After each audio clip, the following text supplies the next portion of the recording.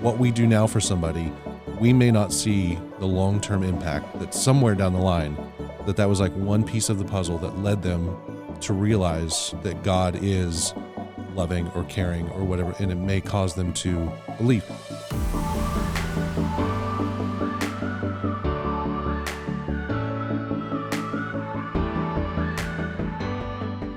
Hey, welcome to Behind and Beyond. I'm Allison, and this week I get to sit down with Pastor John, and we're going to be discussing his sermon from this past weekend. Hi, John. Hi. Welcome to Behind and Beyond. Thanks. It's your first time back since before Christmas. Yeah, it's been a while. Yeah, it has been a while. Glad to be back. Yeah, good to have you here. So this week you talked, I'm just going to jump us in. You talked about the practice of serving or the discipline of serving. And you started us off by talking about building a chicken coop. Yes. In Cambodia. Yeah. But I know about you that you are a handy person. So I would love to hear maybe one of your weirdest building projects. Was the chicken coop at the top? Or That was probably it. A building project you're most proud of? That probably fits both the categories. Yeah. Because I do love to build. I love to work with my hands. It's kind of a way to kind of get away a little bit from the more academic stuff that I do, you know. But it was such a strange project to do. It was a natural lead in because my friend Dave was already sharing his story about being over there. But what I loved about that project, I think what I'm most proud about is we have been going to Cambodia for 9 years, and it was like all these relationships coming together to make it happen. Because as I alluded to, you can't just go to the hardware store there. Yeah. So it took months and months of communication and all this to make sure materials were there when we got there. And so it was connecting with the house parent. His name is Soapy, and I've known Soapy for a long time. He's been a driver for me, a translator for me. Now he's a house parent at that home, and he said, this is what we need. So talking with him. And then there's another guy over there. His name is Hubert. He's from Texas, but he lives in Cambodia. Okay. And he's kind of my go-to guy to get stuff. Okay. And so just watching all these relationships come together and then this new team come together, and we got on site and we were working with local Cambodians who they didn't speak English. We didn't speak their language, but just watching it all kind of work together. Did you guys get it done? There was not a finished picture in your... Yeah, I know. I wish we could add a finished picture in there. It is done. It's completely done. It's full. They use the eggs for the children's home. There's about 45 kids there. Wow. And then they sell all the extras to the village around, so they make money off of it as well. But it is complete. And I wish I would have had some finished pictures. I hadn't really thought about that. But that's probably it is the weirdest and probably one of the most fulfilling, because to get something like that done it was a crazy effort. And hottest. I kept thinking about metal in Cambodia, like sheet metal. I would imagine that was... Out of all the trips I've ever taken, this was the hottest one. Yeah. They have 2 seasons. They have dry season, wet season. This was wet season, so it's very humid, very hot. And then we're also welding outside in the sun with metal. And it was crazy hot. It was hot. So I'm really proud of the team. They did a great job with it. Yeah. But I think that is probably weirder than the project I was going to mention, but I was really setting you up to talk about serving me and ways you have served me. Okay. And how this is for everyone listening. John practices what he preaches, because even this past summer, he came over and jackhammered out my air conditioner unit. So I live for those who don't know, I live in like 100-year-old home. And it is in the city of Pittsburgh. And so when the air conditioner unit went out, no big deal. We called the air conditioner people to come fix the air conditioner, and they couldn't get into the air conditioner at all. I happened to be in a meeting with John while I was getting a call from these people, because they were like, we have never seen this before, but someone has poured your concrete patio just fully around your air conditioner so you unit. Open it up, so they had, if my air conditioner unit is just sitting with 2 inches of concrete all around the bottom of it. And I guess someone had just lived there before us and thought, this is not my problem, and just poured the concrete all around. So the AC guy was like, you're going to have to jackhammer this out. And so John just happens to be in a meeting with me, and he's like, well, I have a jackhammer. I can do this. And so Pastor John just shows up with his toolbox. Don't picture like a big jackhammer like that I'm working on streets on my free time or anything, but just it felt that way to me. It felt very intense.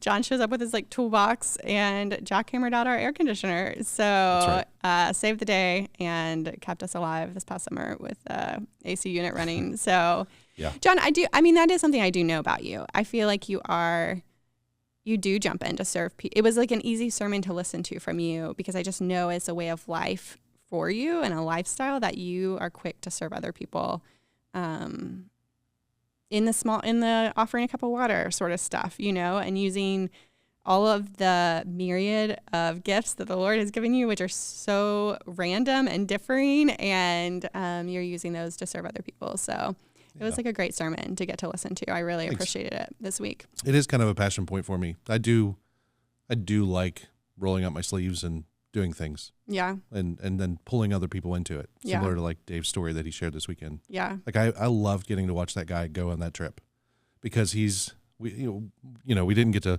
really tell a whole lot of his story, but Dave is a sheet metal worker. Oh, he lives in Penn Hills. He's like the most Pittsburgh guy that you could think of. Uh-huh. Right. So it lined up that he works with metal a lot. Did he know when he was signing? No, we had no clue. Oh, that's so cool. One of those the things Lord that kind of really, lined up. yeah. That's and cool. so to watch him just jump in with both of his feet and go right in, roll up his sleeves, and to get to use his skill set to do something just unimaginable on the other side of the world was really cool. But then also, like, we had a whole team of people where those kind of things kind of lined up. So I love getting to do that myself, but I also love getting to kind of pull people into it so that they can do it too. And he was a good example of that. Yeah, that's really cool. Yeah. Well, before we jump into discussing the content, we did get a question submitted from the Wexford campus.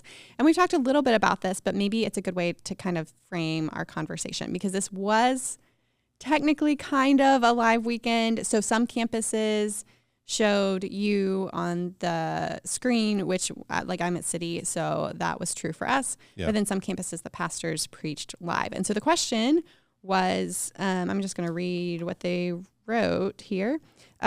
So what does sermon prep look like when campus pastors individually preach, and what goes into the collaboration between all the preachers? And then maybe can you explain why it was kind of some was live, some were live and some were not. This was a weird weekend. It started off a long time ago. It started off as live everywhere, but then just different circumstances led to different campuses using capture, different campuses being live. For instance, your example in City, Vince is on vacation, so he couldn't be there live, so we just used the capture. So this was a weird weekend, but typically the way that a live weekend works, and maybe if you go to Wexford, you're like, wait, they're always live. Yeah. But they are always live there, but we usually use a broadcast everywhere else and occasionally do live. But when we do live, we just get together about a month ahead of time. We all have the same topic. We all have the same target, the same main text. And we come into a room having read that stuff, reading any commentaries, any other books, just coming in with a bunch of ideas. And we just whiteboard all over and we throw all the ideas up. And that gives a really like collaborative effort to it.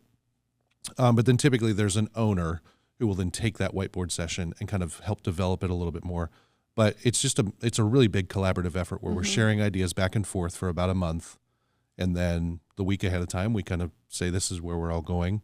We do a bit of a run through and we share some more ideas and finalize it and then go. So if you ever experience a live weekend where you happen to see two different messages, you'll see a lot of common ground, but they will also be very much in the like personality of that person who gave it. So it's not, we don't just get like a canned script where everybody has to read it. Tell the same story. Yeah, like all the pastors are like when I was in Cambodia. Right, yes. Yeah, we don't do that. Yeah. Yeah, no. We want them to be able to preach it for their context, but we all do work as a team to kind of get it to the same place so that it's consistent. And that's how it fits into these series where it's not just one campus going off and doing whatever they kind of feel like doing. We stick together. We work as a team.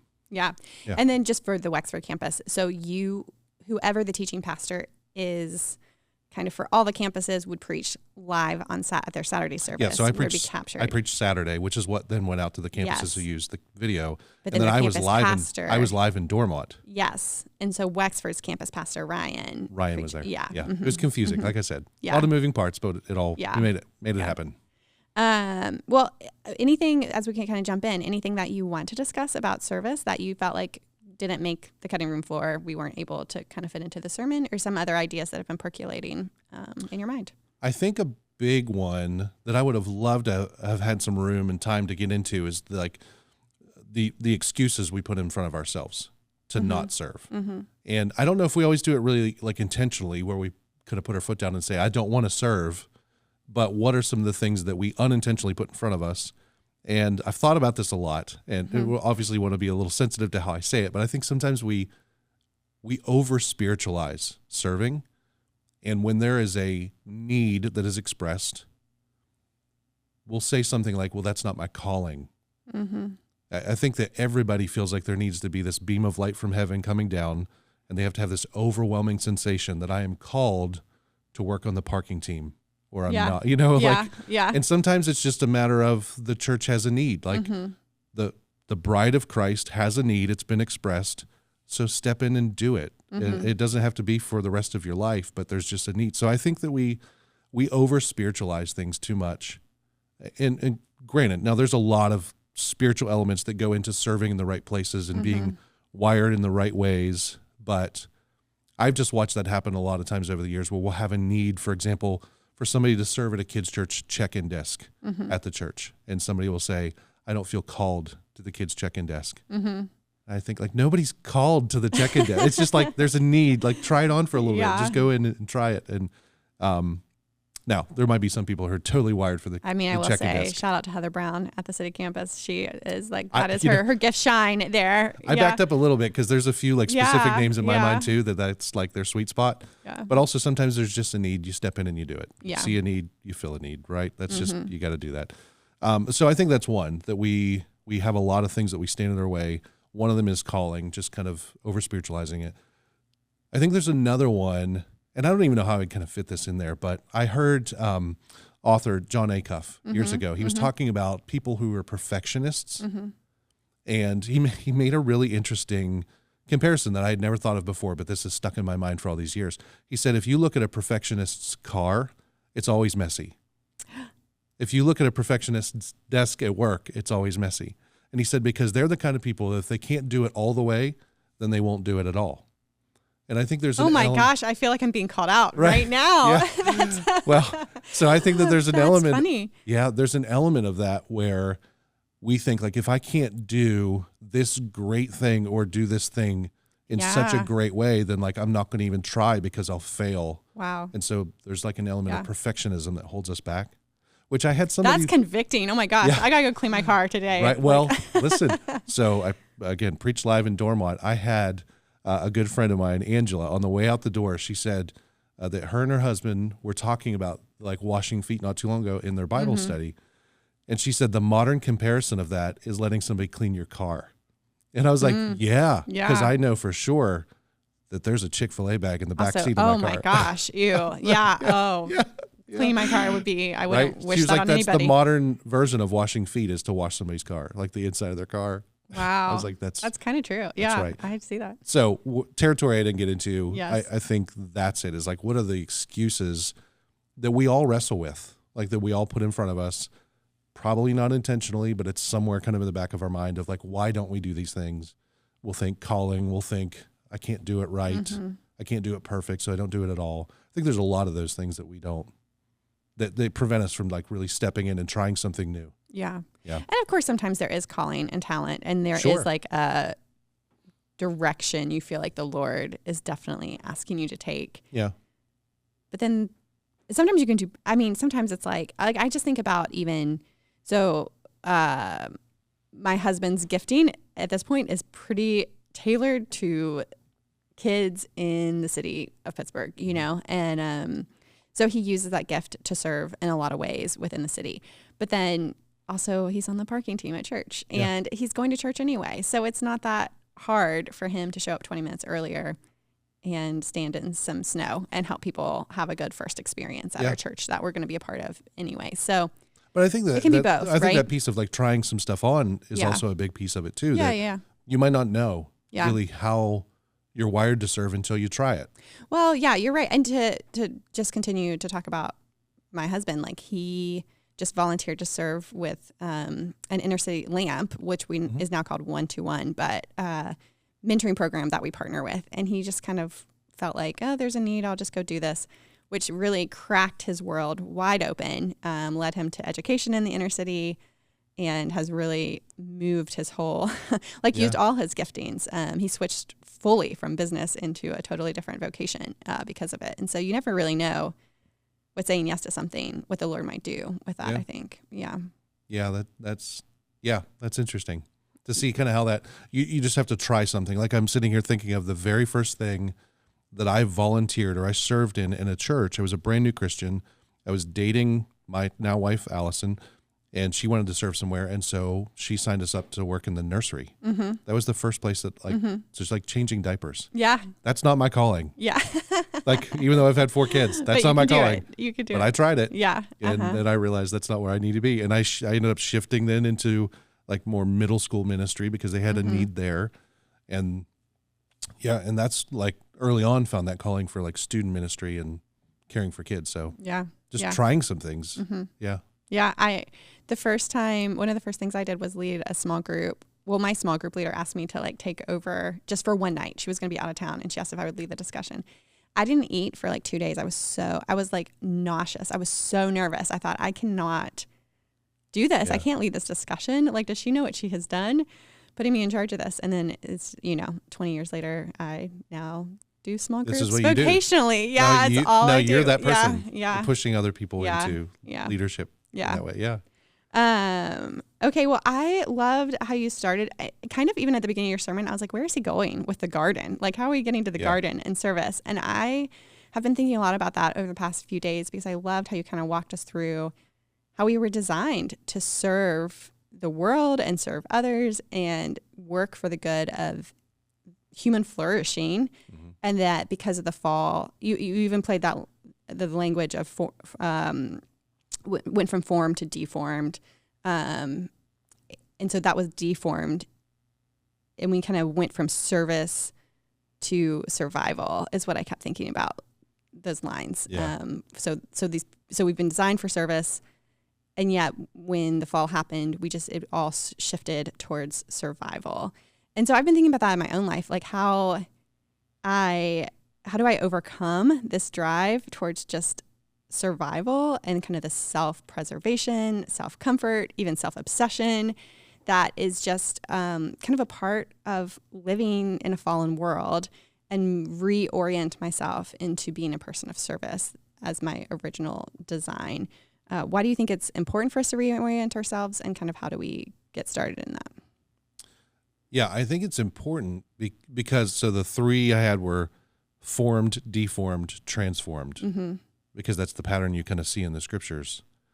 That God formed us in a certain way, and that certain way was we were meant to like live in partnership with him, and we had an outward focus. It was creation, it was management, it was dominion.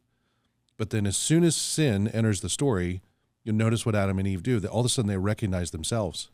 Like, oh, we're naked, and they hide. So all that has now turned inward. That's the deforming part of it. So I think then the transforming part of it is step 1, and this is going to be such a Sunday school answer, but we just have to continue to look at Jesus as the example of it. I think there's a reason why so much of the scriptures communicate that stuff. Like even the Philippians 2 passage that I mentioned, this about him emptying himself, of him being able to take off a piece of his divine nature. Not that he stopped becoming God, but that he stopped being God, but he was willing to lay down some divine rights to become one of us. In that passage, multiple times Paul talks about having the mind of Christ among you. And I think that's it. Like, our minds naturally take us to a place where we're always thinking inward. We're always thinking self-preservation. It's always about the sweat of our brow and eating bread, like that Genesis passage when Adam is cursed. It's like, what do I have to do to survive? And so I think looking at him and realizing like he was not about survival in that sense. Like he was constantly laying things down, giving things up, stepping out of the way. He is like the prime example of it. So I don't think that there's any other way for us to really do this other than to look at him and his example. And I think that is one of the most beautiful things about like this idea of an incarnation of God becoming flesh. If God was just, up in the clouds dictating down to us, it doesn't carry as much weight as the fact that he came down here and walked among us and became flesh and did those kind of things with it. Because he doesn't just like lead by a declaration, he led by example. And we can see that so many times in his life where he was just willing to like keep everything focused outward, focused on us. Like again, even that Philippians 2 passage where it talks about he pushed it so far that he was willing to go all the way to the cross to die for us. That's outward focused. And I think sin just constantly wants us to go there. So I think it's a mind game of sorts. You think of all the passages in the New Testament where it talks about renew your mind. like renew the spirit of your mind, or Romans 12, to renew your mind so that you know what is good, acceptable, and perfect. It's this idea of your mind always wants to take you one way, but we're not called to just have this like mind like everyone else. He's trying to transform our mind. Mm-hmm. And so transformation, it only takes place by like looking at him. So I know that feels a bit Sunday school. No, I mean, just by saying Jesus is the answer. Yeah. That's the Sunday school part of it. But what I'm saying is I don't know any other way, even in my own experience, to keep from turning inward other than keep looking at him. Yeah. That's the only thing I can think of. Yeah. Well, actually, I don't think it's just like an easy answer. I think that's really profound. I think the thing is that Jesus also obviously had the eternal perspective. He lived constantly within the eternal perspective. Mm-hmm. And because we can deviate from that, it's so easy to just live with a worldly perspective, which will continue to keep our focus on survival and just surviving this world. But if you have an eternal perspective, this isn't the end of the story. And so I'm working towards a greater good, a greater kingdom, which really drives me towards a focus of service, I think, in this world, rather than just my own, if this is it, eat, drink, and be merry, make it as good as possible for me while I'm here. But if there's a bigger, better kingdom that I'm building and that I want to serve others while I'm here to build God's kingdom here on earth, that really changes my perspective in the way I interact with others and how I spend my time. Yeah, and I think that helps us to realize like there's layers to serving that we can't fully see right now. Like I think back into John 13, which was the main text, where before Jesus or as he gets into washing their feet, he says something along the lines of like, what I'm doing for you now, you don't understand, but later you will. Mm-hmm. And that's another area where I was like, boy, that'd be really fun to dig into. The idea of service that we give now, like the way we serve people now, we don't always get immediate results. Yeah.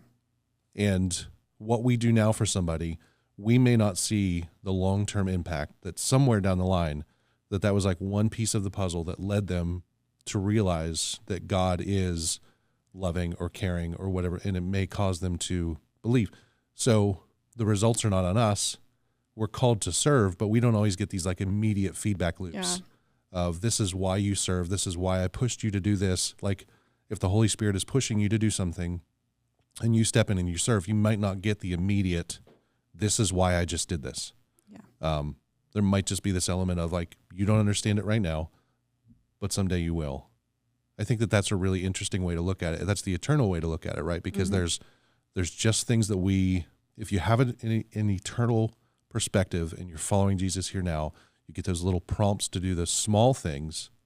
You might not always know why. And that's okay. But I think that maybe that's a little bit of the other side of service. Like that's the way the world would serve, is like, well, I want to serve so that I feel good or so that I can see the results. Mm-hmm. That's not what we're called to do. We might get that stuff sometimes, but that's not the big reason to do it. Yeah. The big reason to do it is because he's called us to do it. And he has this massive eternal plan that he's weaving together that we don't get to see right now. Yeah. But someday we'll get to see all of it and it'll all make sense and it'll be like incredibly beautiful. You're a Crew kid. We both were involved in Crew, formerly known as Campus Crusade for Christ, as college students. Did you ever see, there used to be this really popular, it was like a one-man play of the Bema Seat of Christ. Any chance you saw that through Crew? Okay. So they used to do this, it was like a one-man skit kind of, but it was this idea of what it would be like in heaven when at the end of the world, when we're all restored in front of Jesus. And so it kind of, I'm going to try to paint this picture as well as I can, but can you just go ahead and do the whole one-man play for us right now, please? Yes. So if everyone would be ready, I will just start acting out the script. I've been practicing for days for this moment. So it gave this picture of kind of all believers and almost like a big stadium sort of space, and where you could kind of be together and be with all the believers and Christ in the center, and Christ would kind of like call up a person, individual, and time is unlimited and you're just worshiping in eternity, and he would call up an individual one at a time, and then it would tell the story of this individual's life. And so it might be something like this woman was just served as a secretary at a car dealership, but she prayed every day for college students. If you have been impacted, if you're here today because of this woman's, I like choke up even thinking about this. If you're here today because of this woman's prayers, would you stand up? And then you would see within the crowd just this ripple effect of like hundreds of people who were there because of her prayers that she would have never met, never known about, never. And then they would kind of go on to another, like there was a story of a man who was martyred for his faith in another country. If you're here today because of this man's martyrdom, would you stand? And it would just be like, people are seeing the fruit in a way that they would have never been able to see on earth. And I think it just stuck with me so strongly because of exactly what you're saying. There's this bigger story being woven, and we don't on this side of eternity know how the Lord is weaving it all together or going to use it. But there is this faith that our service towards others, our prayers for others, is making eternal impact. There's a piece of it of just like letting go of the results. Yeah. Because we feel like we have to control a lot of results. I was just talking with somebody the other day about this with the lens of giving and generosity, that a lot of time, and I had this happen in my life. That's why I kind of share this story a lot. When I was younger and starting to kind of learn to live into generosity and giving and things like that, I would often feel like I had to kind of vet things before I gave to them. But I don't see that anywhere in the scriptures. Like, we're just called to be generous and leave the results to him. I think serving is the same. Like, we're just called to serve and care for people and leave the results to him. The results are not on us. So we don't get that immediate feedback, but we should have that eternal perspective like you're talking about, of just trusting that he's doing a lot of great things when we're all empowered. And that's kind of what I was trying to land with at the end of the sermon, where I shared that line with of Jesus from John 14, where he said, "Greater works you will do," which is a crazy verse to read as an individual. I love the way you taught that. But I think of what he's doing. He's talking to his disciples. So he's talking to them collectively. So he's talking then to the church collectively, that when the church is living into their calling, being transformed through the Holy Spirit, going out and serving, like they can make a greater impact than he could as just one person. And we don't always get to see that immediate feedback of what that impact looks like, but we're not called to look for the feedback. Yeah. We're just called to serve. Just go and do it. Yeah. And leave all the results to him. And one day we'll get to see it all, but it's not immediate. So. Yeah. And I think you kind of talked about that. I love how you talked about that in your sermon too, about the serving and the ordinary daily tasks, about the cup of water. And sometimes just to continue the conversation, I guess, we want it to be this big flashy thing, but the Lord, that's not what, you don't see Jesus saying, like, you preached in a giant stadium, or it's like, did you offer a cup of water when they're just so ordinary when you read that. Yeah. I think that's one of the things that stands out to me the most in that Matthew 25 thing, is just water, food, spending time with somebody. Yeah. And those are the things that are going into eternity. Yeah. With the righteous people. Yeah. And one thing I'd never really caught in there, and I think I said it this time around, was all the same opportunities were in front of the unrighteous people, and they couldn't see it. And I think the reason why we don't see those opportunities a lot is because we're trying to look for the big things. Yeah. We're trying to think, like, how can I make a great impact for the kingdom of God? And Jesus is saying, here's how you do it. You give some water, you give some food. It's like small things. Yeah. I think there's, like, not that the big things are bad, but they're not going to happen as often. Yeah. The small things he puts in front of us all the time. Those are the Ephesians 2. Those are the good works he's prepared beforehand for you to walk into them. And so I think that the small things is where we need to probably have our eyes a little bit more open. Yeah. As a Christian church. I'm on a huge Eugene Peterson kick right now. I just read I think we've talked a little bit about this. I just finished his biography. And towards the end of his life, as the message had at this point kind of blown up, it became pretty famous, and he was starting to get all of these requests for speaking and teaching moments. He just found himself more and more drawn towards obscurity and wanting to be, he just kind of felt like, this is not the way of a saint. Like, I don't want to continue to be platformed. And of course he would go and speak and teach, because that was in many ways, like what he was being called to do. But he intentionally moved, he and his wife, Jan, intentionally moved to like a smaller, more rural area where he wouldn't be known, where no one knew him as this famous theologian. And he went to there's this story about how people would find out what church he went to. He just was a member of. And they would come. It was almost like a pilgrimage. People would come to go to that church just because they wanted to try to find Eugene Peterson or be near him. And afterwards, they would be like, where is he? And they would go up to the pastor of the church and be like, I thought this was Eugene Peterson's church. And the pastor would be like, oh, yeah, he was the usher who helped you find your seat today. And no one knew because he was just serving in a really normal capacity within his local church. And then he found that really important in his like daily life. Yeah, that's beautiful. I love that. Yeah, I think there's something special about that, about finding ways to just... Yeah, I think that kind of story, like that backs up everything that he writes. Yeah. Because he's such a prolific writer. And the message, such a beautiful way to kind of translate the scriptures for his congregation at the time. But like hearing that story is really, really interesting. Yeah. I love that. Well, I feel like I could talk to you about this for a long time, but our time is like flying. Can you believe it? We're almost done. Almost. So... I guess just really quick and practically, if I am convinced I need to be serving others, but I'm not sure where to start, any quick practical advice? Yeah, I think a big part of service, and maybe this is another thing that I didn't have a whole lot of time to spell out, but that kind of first point of being willing to receive from others, I think there's an element of being like knowing yourself. You have to know who you are. We talked about this a little bit already. There's a piece of investigation to know how you're wired, to know what your spiritual gifts are. The scriptures tell us that when we believe in Christ, God gives us gifts through his spirit. To know what your spiritual gifts are, to know maybe like through even personality tests, or even something like, well, a lot of us have done this around Northway, working genius. Like, where is your energy most alive? Where are you most drained? Even something as controversial sometimes as the Enneagram of like knowing who you are. Through a lot of those things, like I've come to know what my wiring is and know where I thrive really well, which then helps me to say no to certain things because that's just not where I'm going to best serve the church or best serve anybody. So I think knowing yourself is a really big one.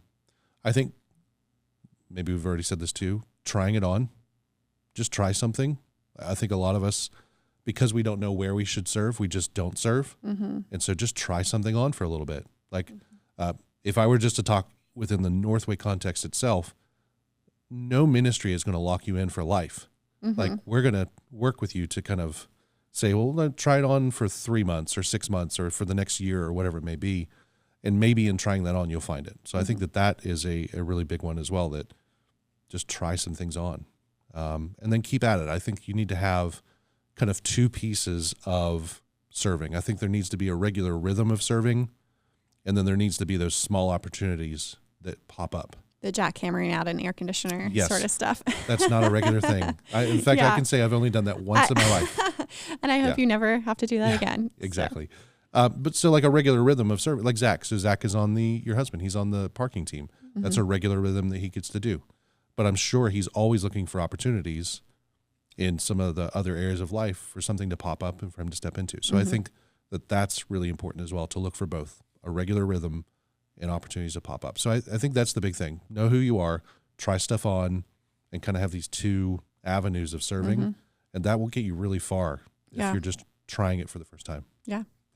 Okay. This is totally hasn't really nothing to do with what we were talking about today. So, but we're going to end with it because so last week talking with Dave, it was around scripture. And so I borrowed a question from Russell Moore that he does on his podcast a lot. That's just a fun ending one about scripture. But I think I heard from a few people who were really interested in Dave's answers, and I think people are going to be interested to hear yours too. So that's a lot of setup for this question. Yeah. But if you were on a deserted island and you could only bring 5 books of the Bible with you, and you can't really rely, your memory is failing, you can't rely on like, oh, I have this one kind of memorized. So what would be your 5 books of choice that you would bring with you? That's a great question. I've heard Russell Moore ask this question before. I love it. So I've thought about it. Yeah, I assumed you've thought about this. Yeah. Job would be my first. That was Dave. Dave said that too, and I found that interesting. See, I didn't get a chance to watch the last episode, so I'm not stealing answers. Okay, let's see. Maybe you get them the same. Well, Job is one. For me, the sermon that was preached that brought me to Christ was Job. Mm. And so I just love the structure of Job.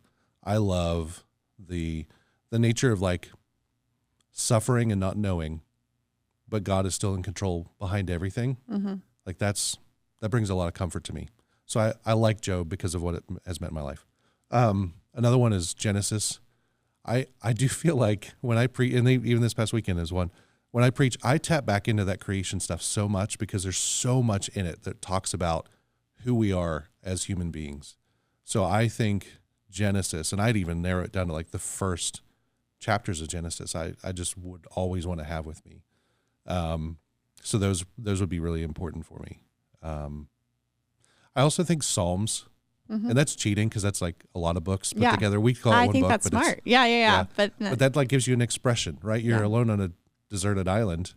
You need to have expression for frustration, and that's like so much of the Psalms are these really beautiful expressions of like, God, I trust in you. I don't understand what's going on. I'm really upset right now, but you're still really good, and we're kind of working through this together. So the Psalms will just give you an expression. New Testament, I'd have to go John for the gospel. I think John's really beautiful and poetic in how he writes. And namesake. Yeah, right. I mean, it's a great name as well. John's gospel. I love a lot of elements about John's gospel. And then kind of on a flip side coin of John's gospel, I'd go Romans. Because Romans, unlike John's very poetic, Romans is very technical, and it's hard to miss the gospel in Romans. So I think between Romans and John, I'd have a really good, complete picture of the gospel. Yeah. So those are my 5. Yeah. Great. You're prepared if that desert island comes for you. That's right. Okay. Well, John, it was great talking to you as always. Thanks for being here. Thanks for having me. Yeah.